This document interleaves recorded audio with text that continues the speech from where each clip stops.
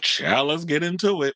So I watched Quiet on Set. I was first of all, what motivated me to get into watching, like really getting into the Quiet on Set episode, was I saw James Marsden's name trending on Twitter. And I was like, why is this man's name trending on Twitter? Because not that long ago, I was watching the John Campion show, and they were talking about that he's going to make a cameo in the upcoming X-Men, Wolverine and Deadpool movie, which they're saying is going to be a bunch of damn cameos because it's a whole multiverse type situation. I'm not getting into that. We'll wait till that movie comes out. And we'll see who makes it in there, who doesn't make it in. But I saw the pictures on, online of James Marsden out on set as Cyclops. So they were making the comments about, oh, he's not problematic. He's one of the nicest guys in Hollywood. And they heard him one time he was playing a guitar for his kids and all this other stuff when he was, I guess on set filming one of the X-Men movies or something like that. He was filming something. I think it was one of the X-Men movies. Oh, it wasn't X-Men. It was the Superman movie with Brandon Routh because he was in that film. And Robert Meyer Burnett actually worked on that film. So he said that, he met him, he was a nice guy, all this other stuff. So he wasn't problematic, right? Until literally 24 hours later, this video comes out of the episode of Quiet on Set, because it's 4 parts. And they spilled some tea about him that we're gonna get into. But I don't want to jump the gun yet. I want to just, get into the thing. And shout out to Forrest because I was trying to figure out how the hell I was gonna come at y'all with this episode. And they came out with 7 revelations that they came out. And I was like, y'all gonna keep me in line with this whole situation. So basically, if you haven't seen Quiet on Set, it's on HBO Max. That's where I saw it. It's on ID channel too, but it's on HBO Max. And it basically gets into, the beginnings of Nickelodeon back when we had the Amanda Show, which was one of my favorite shows, Drake and Josh. We had all that. All that, I will say this, was one of the shows that I actually wanted to get on when I was a kid. Thank God I never made it on Nickelodeon after seeing all this stuff that came out. Because I'd probably be all kinds of fucked up on drugs, drinking, doing all kinds I'd probably be a whole mess if I would have made it on that show. But there was a time when one of my high school teachers, Copper Cunningham, who I told you was an actress, we were actually going to consider shopping a talk show to Nickelodeon. And I was going to try to be the world's youngest talk show host or whatever, teen talk show host, whatever. And my audition tape was going to be with me and Flo Anthony, who is a gossip, columnist. There was no blogs and stuff back in the 90s and stuff. So it was more or less she was someone who frequented the Geraldo show and a lot of other talk shows where she spewed the tea and gossip and all that other stuff. So she was actually going to be the person I was going to interview to talk about like the latest celebrity news and gossip and that sort of thing. What's going on in Hollywood and all this stuff. That was going to be my little audition tape that I was going to send out eventually to Nickelodeon, Disney, all those other places. Didn't transpire. It is what it is. And you see where I'm at now. I'm on the YouTube doing my own show. But I just wanted to put that out there. So there was times when I was trying to get into that. So anyway, the show came out on Monday. On Sunday and Monday, and then they got into the disturbing allegations including abuse, sexism, racism, inappropriate dynamics with its underage stars. There were things where I was even saying that some people were saying, "Well, how come?" Because Ariana Grande is featured throughout this thing too, and there's a sequence if y'all seen in the thumbnail, she's squeezing a potato. There was like certain things that Dan Schneider, who actually came from a show called head of the class, and then he winds up down the road. He wrote an episode or something or another, and then that's when he transitioned into working at Nickelodeon and becoming like the king of Nickelodeon and all that other stuff. So Dan Schneider became, first of all, he gave me Chester the Molested Tees based off the vision. And this is what I hate about Hollywood, because y'all will sit up in here and y'all will do it like Law and Order SVU, one of them things, right? They'll find an actor that perpetuates an image or a stereotype of what a sex offender looks like. And then when you look at Dan Schneider, he kind of fits that profile. Just saying. So, all of a sudden he started creating all these shows, and he did the Amanda show. Some people were speculating because they felt like the docuseries implied it that he may have done something to Amanda Bynes, because Amanda Bynes is not in the docuseries, but she is throughout the docuseries. And it was talking about how, there was one actress who was kind of being aged out or whatever, and then they brought Amanda in, or she basically introduced Dan to Amanda by Amanda doing a stand-up special or somebody. She was at the Laugh Factory or something or other and doing a stand-up routine at like what 9 or 10 or whatever. I don't remember her age, but she was fairly young. And then all of a sudden she gets pulled in, and then she winds up on, doing all these other shows, and then she ends up with her own show. And then there was a point where I didn't even know he was behind the What I Like About You series with Jenny Garth, which was on, I believe, I don't know if it was the CW or the WB at the time. I can never remember when they transitioned, but he wound up producing that show, and then they were trying to push his ass out. And I'm like, thank you, Jesus, they pushed his ass out because that man was problematic from the beginning. He had two of the writers, female writers on the show. I forget which show it was that he was doing. I mean, that they were writing for. It may have been the Amanda show where he was treating them like the scum of the earth. He was real nasty to the women. So it kind of made me wonder, did he hate women or because there was one girl or one woman who came in and she ended up, filing a lawsuit and suing him and all this other stuff and bringing a lot of accusations forward because she was tired of his foolishness. Second season, she came back and she said that she went and was pitching the idea or whatever for the season, and then he goes and blurts out, "Didn't you ever say you were you were doing like phone sex operator or something or another?" And she was like, "No, I never said that." Because I could have sworn you did. So he would say and do little in like real nasty, condescending shit to see how far he could go and push buttons, which is what he was doing with a lot of them girls on that show. So we had these little girls running around in little bikinis at 13, Britney Spears' sister being one of them. Jamie Lynn. I was not a part of the whole era of um oh my God, Zoe 101. That was way before me. I mean, that not before me. That was way after me. I'm from the era of, all, like I said, all that, the Amanda Show. That's my Keenan and Kel, My Cousin Skeeter. All those shows. That was my generation. This stuff after that, I was not into watching. I was not watching Victorious. I was not watching the show that Ariana Grande was on. Like, I'm not the demo for that. I was kind of sort of, I guess, aging out of Nickelodeon by that time those shows came on. So then there was a scene where there was like stuff being squirted on Jamie Lynn's face, which someone said in the docuseries, "Oh, that was a cum shot." And she was like, "I didn't even understand what that meant then." But then looking back on it, she was like later on, she realized what that meant. So they were doing like, I felt like a lot of times at Nickelodeon, they were trying to see how far they could push the envelope and making kids be at the forefront of pushing said envelope with your little filthy jokes, your little dirty jokes, and all other stuff. Which I'm surprised because, and in me as a kid, I didn't understand any of that stuff either. So it was like in the '90s, it was a lot different. People have to realize in the '90s, 2000s, a lot different. There was no wherewithal. First of all, there wasn't no internet. There was not a lot of variety when it came to stuff we could watch on TV. We only had two channels, like especially for kids. It was either Nickelodeon or the Disney Channel. So it was one or the other. And I flip back and forth. I did watch some things on the Disney Channel, like I watched the Mickey Mouse Club and all other stuff because Justin and Brittany and all of them was on that. But for most of the part, I was more of a Nickelodeon kid than a Disney Channel kid. A little edgier.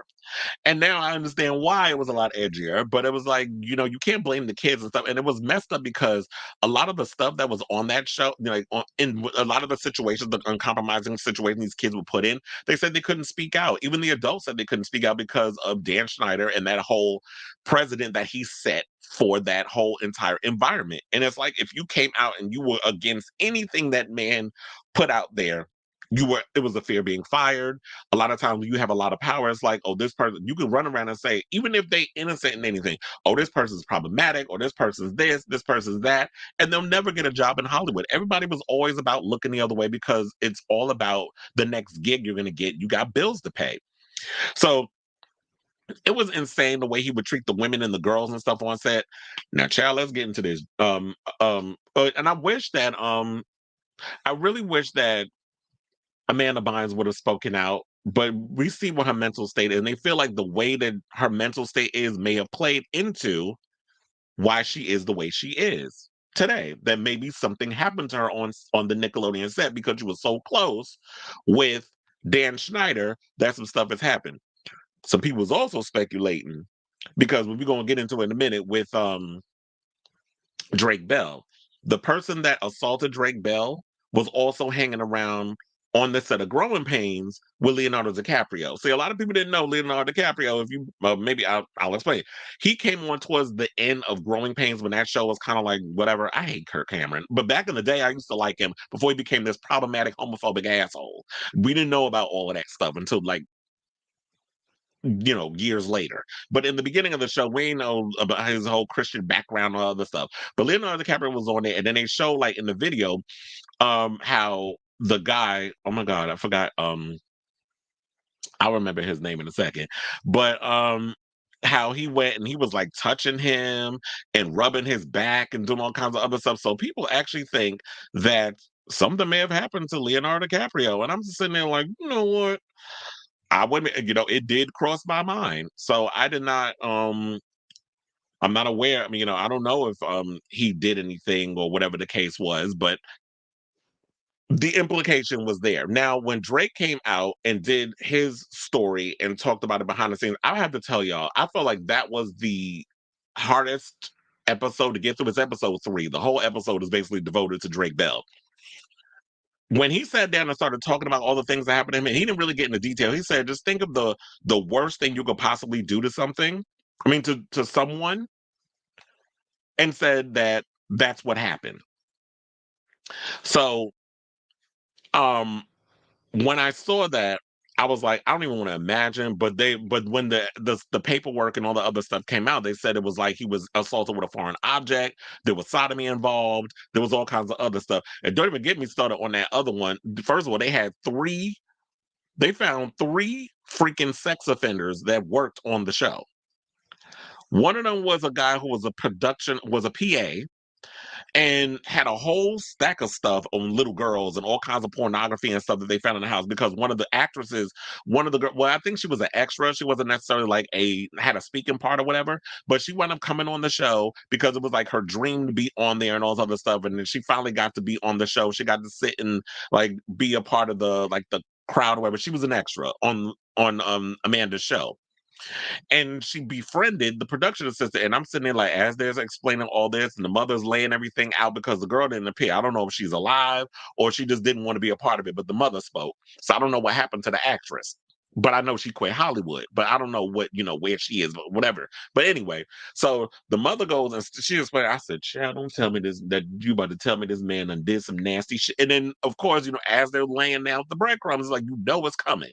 So I will say, during the Drake Bell sequence, I actually cried twice. That's how hard it was for me to sit and watch that, because it's like, I can't stand pedophiles. I cannot stand grown people who hurt little kids. That is like a pet. Like, I literally want to commit a crime whenever I hear people, and I know I gotta watch what I say and what's all this stuff. I'm not going to go there too much. But one of my pet peeves, one of the big things is like adults who maybe that's why I love Law and Order SVU so damn much, because it's like I'm always looking for justice for people who harm kids, and I don't like that. And I've always felt like, in a lot of those situations, especially when you watch this docu-series, the way that these grown people took advantage of these kids. And then I saw at one point, because after the whole thing with Drake, and now, I'm gonna get into the thing with Josh in a second, where people was dragging him, I would ask, are people obligated who may or may not have had things happen to them speak out? So, one of the things I will say, shout out to, so what is it? So I saw like there was an article, okay, with Forbes. They said the directors reached out to hundreds of people for interviews, and then we saw who we saw that made it up in there. The Amanda Show spurred a lawsuit over gender discrimination, because we talked about the female writers Jenny Kilgan and Christy Stratton, who said they were forced to split a single salary for their work, but then um Kilgan revealed that she was forced to watch porn, while Stratton, who was fired after one season, said she was once presented an idea at the writers' table where someone pretended to sodomize her. Kilgan later filed a gender discrimination lawsuit, and that was who I was referring to earlier. That Jenny Kilgan is the one who filed the lawsuit, and then Christy ended up writing a letter stating, like, backing her up and all that other stuff. And then the whole equal pay thing came out. She said that for some reason she had overheard something, so she contacted um her union, which I believe is, well, obviously it's the Writers Guild. And they was like, you're not supposed to be splitting no money with nobody. And then he goes and calls her. If I found out that you did this, and this, then I'm gonna destroy your career, whatever. And then I've heard recently that Dan Schneider did apologize, and he wound up doing an interview, some weird ass interview. And I'm like, why are you out here doing an interview with Tebow from iCarly? I saw that floating around. I'm like, okay, that you couldn't have sat and did the interview with like a journalist or actually came on to the docuseries and was just like tell your side of the story instead of sending in little notes here and there that would always pop up at the end of the show or in between commercial breaks. Because HBO Max, they don't have commercials. But I know in on the ID channel, they was interjecting commercials and stuff up in there because the way they would cut out, they fade in and fade out of the episodes is like, okay, I felt like there was commercials being put in those spaces. But they would always have little things that would come up about, in the video that would imply like, oh, he denied this and he would deny that and all that other stuff. And I'm sitting there like, you couldn't have came on and actually defended yourself in that way instead of coming on. And I should also point out that Zoe 101 star Alexa Nicholas called BS on Schneider's public statement. So um I want to read what she actually said. She said, in her own video, Nicholas called out Schneider for releasing a public statement instead of making private apologies to the kids who worked on his sets, saying, when someone doesn't personally come to you and apologize, it's not an apology. If you hear about it through other people, it's not really an apology, right? An apology is to the person that you hurt. That's what an apology is for. And you know what's another pet peeve of mine? I hate when people say, oh, if I offended you in any way, I apologize. Bitch, you did offend me. And first of all, you know that you offended me, but don't gaslight me in some way. If I ever said anything or if I did something to offend you, that's not a fucking apology. Just say, you know what? I shouldn't have said what I said. I apologize. Let's move on. That's like some old double, like talking out of both sides of your damn mouth. But um, they said the actors called for a private apology from Snyder several times. I would appreciate if Dan apologized directly to me. He's a bully, a meanie, and impacted my life, right? Where's the phone call of an apology? How come you can do all of this? How can everyone do all this but not reach out to the person that they hurt? You don't feel anything, Dan, she continued. You're like every freaking privileged white male I've honestly ever met on set. You don't even know what accountability is. You have no idea what it is. You're searching for it, maybe, but you haven't landed on it. That's for sure. That is not the way. I don't want to have to watch this. I would have rather gotten a letter from you, for example, apologizing genuinely and having to witness the whole world watching whatever the hell this is. I don't forgive Dan Schneider, Nicholas said. I'll say I'll never, right? Not saying I'll never, right? But currently, right now, that made me a little more upset just because that wasn't it. That wasn't proper accountability. That was avoiding a lot of the main discussions here that I mentioned in Quiet on Set. That's him playing the sympathy card, centering himself, playing the victim. So yeah, and they said that the video that he did with Tebow from iCarly was like 20 minutes. Child, you can keep that bullshit. But say all this to say, child, when I watched that episode, no, the episodes, I gagged. Like, and I feel like, some people were saying that they feel like that he's trying to make a comeback by trying to rehabilitate his image and about with the fake apologies and all that stuff. No, just take a little severance pay and go about your way. Like, you are no longer welcome to be around any kids, dealing with kids, producing kids, creating for kids. Like, you don't need to be around nobody. Like, no, you are done in Hollywood, especially in this era of Me Too. And they were saying, like, in the docuseries that Me Too is what kind of spiraled this whole situation, or, got the ball rolling, and a lot of people really starting to come out and say stuff. So, and then another thing I didn't know about Jeanette McCurdy. Well, I knew about the book because I remember she went on The View and a bunch of other places, but maybe I wasn't listening because I knew like she was talking about her tumultuous relationship with her mother and stuff, but I wasn't aware of all the crazy details that transpired from, her time in Nickelodeon and stuff. So there was a lot of that. I guess I don't think I have any more else to give to this, but I just have to say overall, oh yeah, I forgot to mention because I was like, wait a minute. Now we know the whole thing about what happened with Drake Bell and the sexual assault and how it was happening for so many times. And what really got the whole situation coming out was he was spending time at his girlfriend's house, and his and the girlfriend's mother pulled him into a room. I don't know what exactly what was a part of the house. She went and pulled him into the room, closed the door, and she was like, "What's going on?" And he was trying to like cover it all. Oh, nothing's going on. I'm trying to avoid, like, I don't want to go hang out with him. I'm on a double book. She was like, "No, what's really going on? Because you're a sick." Like, he was like, what, 15 or 16 years old. No grown ass man in his 40s is going to be calling your cell phone back to back to back to back to back, plus your girlfriend's house phone back to back. Even after you spoke to him and he hung up, he calling again, like obsessed with this child. He's like, no, there's no way in hell that a grown ass man need to be calling a child that many times. Something's going on. And what I don't get is the mother was so completely oblivious to everything. And shout out to, and this would really hurt me, shout out to Drake Bell's father, because his father sensed the bullshit with that man from the beginning, where he was going around. He said that there was some weird stuff that he was feeling, like a weird vibe or whatever the case was, from Brian Peck, the dialect coach.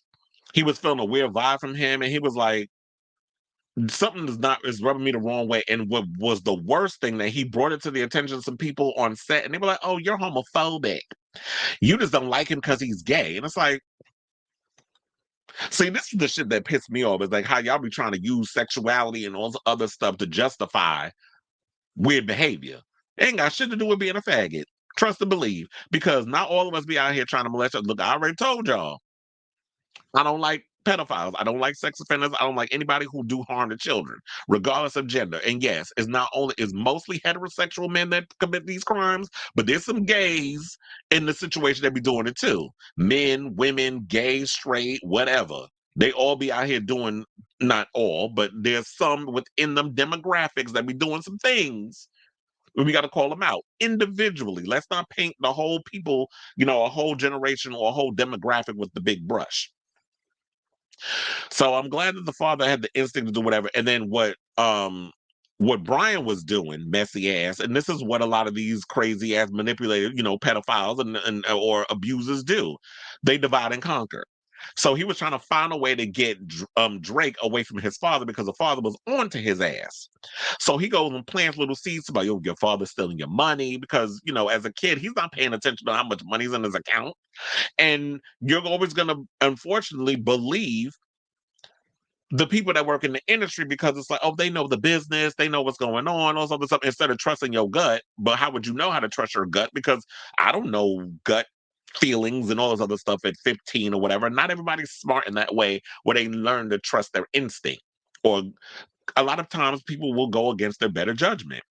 So the minute all these other things came out, and the father wound up getting fired as the manager, and Drake was able, Brian was able to get in the mother's ear, because the mother and the father was fighting and going through their situation, and their relationship was falling apart. Then it's like, oh yeah, now he's spending the night at the house. Now I got him. And got him, he did. And he said that he felt numb, he couldn't move and all this other stuff. And they also did gloss over, they brought it up, but I felt like they glossed over it, the accusations with Drake Bell, which was he was kind of caught up out there with an underage girl. And not excusing the behavior, but it kind of makes me think hurt people hurt people. And I'm not excusing the behavior. Like I said, you already know what I said in regards to that. Abuse and all that other mess. He did his time. He did whatever needed to be done. But I always say hurt people hurt people. And when you do things to people, 9 times out of 10, if they don't get rehabilitated or go to therapy and stuff, which the only time he said that he went to therapy was because the girlfriend's mother took him to her therapist. If you're not going to find ways to get kids the help that they need, instead of self-medicating with drugs and alcohol and things, which we all know Corey Haim did that, may he rest in peace. Corey Feldman too, because they were sexually abused, and they went into doing drugs and those other stuff instead of getting the help that they need, and then you can't get out of that mess. Not everybody's willing to, can grow and all this other mess. And then so then he had to go to court, and then I'm so glad that they found a way to unseal them documents. So, child, this is where the whole James Marsden shit came in. So, Mr. Cyclops, the X-Men movies, signed a petition or a letter saying that Brian was innocent in the whole situation. Oh, I can imagine he did some of it. I'm paraphrasing, but y'all know he was one of the people that signed it. Also, like we mentioned in a previous episode of 3, two of the cast members of Boy Meets World, Friedle, I call him Friedle. They said Friedel, but I was like Will Friedle and Ryder Strong, which now makes sense, and I totally agree and believe Drake when he said, "Oh, they must have heard about that this was coming out, so they decided, oh, let's get ahead of it." By doing the podcast and manipulating their audience, when you had some people going online and say, "Oh, they were groomed and manipulated." First of all, you can't groom no man that's damn near 30. You can't be that damn dense. But I believe it's the whole situation of like being in the 90s and all the other stuff. In the 2000s, we look, you looked the other way when it came to certain situations. We didn't have the vernacular to explain these situations. Now we do because of Me Too, the internet, all this other stuff. So now that things are out there, y'all can't get away with stuff like y'all used to. So, I say all that to say it was a lot. This probably was a 20-minute 20-minute review. I'm gonna get to y'all comments in a second. And I'm gonna move on to the Josh Peck situation, but I'm gonna get to these comments before I get to that. But anyway, I say all this to say, if y'all have not seen this series, definitely check it out. It was eye opening. I didn't really know a lot of stuff. Like I've seen some people say, "Oh, I knew about it." Like I didn't because I wasn't really paying attention to a lot of the stuff that was going on like that. There was so many other things that's going on, but once this docuseries came out, it opened up my eyes to a lot of the crazy stuff that was going on in regards to this. And if you have a chance, definitely check it out. And they wasn't lying when they said, you know what, if you watch this documentary, it's gonna ruin your childhood or just ruin what you thought of Nickelodeon. I don't know if I don't know if it necessarily did that for me, but it just opened my eyes up to thank God, the universe works for in certain ways. And thank God, especially the one that I just saw like Robert is alluding to, the actor that did the little fetus skit. And he was pissed at his mother because she was speaking up about a lot of things she wasn't agreeing with on the show, and they wound up getting kicked off of all that. But looking back on it, it's like, you know what? You should be glad that y'all wasn't a part of that because that place was a cesspool of just nastiness and just toxic ass people working behind them scenes. And there's a special place in hell for Dan Schneider.